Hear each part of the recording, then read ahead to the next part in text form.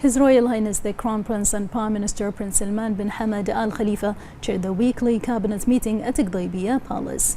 In line with the ongoing cooperation and coordination with the legislative authority to provide integrated housing units and services to Bahraini citizens, His Royal Highness directed an allocation of an additional budget for financing solutions and alternative options for those who have applied for housing units in 2004 and prior.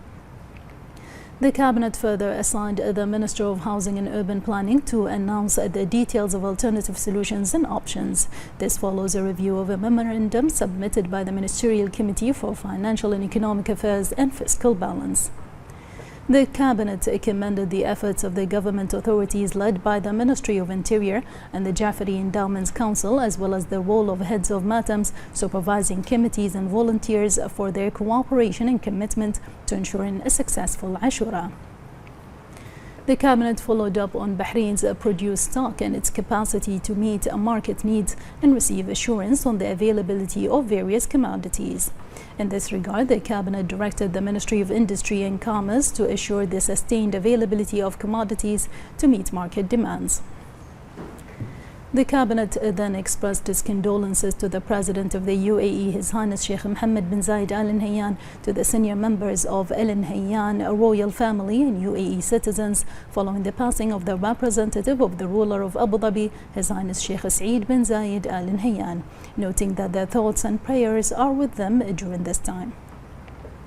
In recognition of the International Youth Day, the Cabinet noted the role of the Supreme Council for Youth and Sports, chaired by the representative of His Majesty the King for Humanitarian Work and Youth Affairs, His Highness Sheikh Nasser bin Hamad Al Khalifa, in supporting Bahrain's youth across various areas.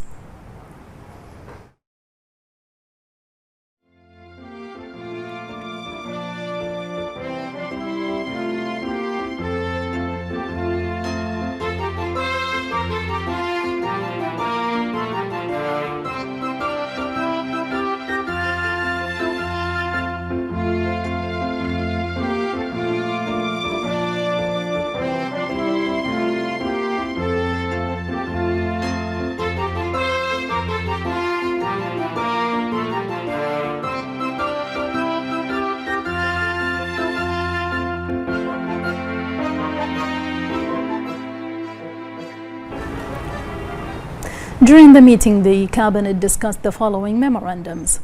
A memorandum submitted by the Government Executive Committee regarding Bahrain's population census, which showed that the population of Bahrain reached 1,557,182 people at the end of 2022, 1,524,693 people in mid-2022, and 1,577,059 people in mid-2023. And a memorandum submitted by the Ministerial Committee for Social Services regarding labor market indicators for the second quarter of 2023. The indicators revealed that 14,163 citizens were employed until the end of the second quarter of 2023, representing 71% of the annual priority target included within the economic recovery plan of employing 20,000 Bahrainis annually until 2024.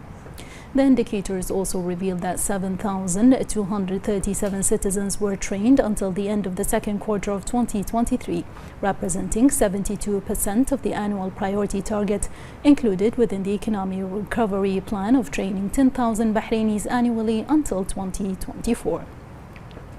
The indicators also showed a 6.3% increase in the average wage of Bahrainis working in the private sector annually. The Cabinet then approved the following memorandums. A memorandum submitted by the Ministerial Committee for Legal and Legislative Affairs regarding a memorandum of understanding between Bahrain National Museum and Zayed National Museum.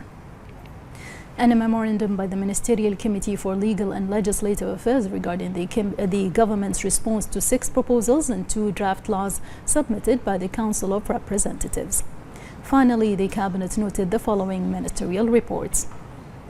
The report of the Minister of Foreign Affairs on His Majesty the King's representative for Humanitarian Work and Youth Affairs and National Security Advisor, His Highness Sheikh Nasser bin Hamad Al Khalifa's attendance on behalf of His Majesty the King at the International Conference on Development and Migration. the outcomes of the 18th consultative meeting of the leaders of the GCC and the first Gulf Summit with the Central Asian countries C5, the outcomes of the third strategic dialogue between Bahrain and the USA, and the external participations of the government officials and the visits of foreign delegations to Bahrain.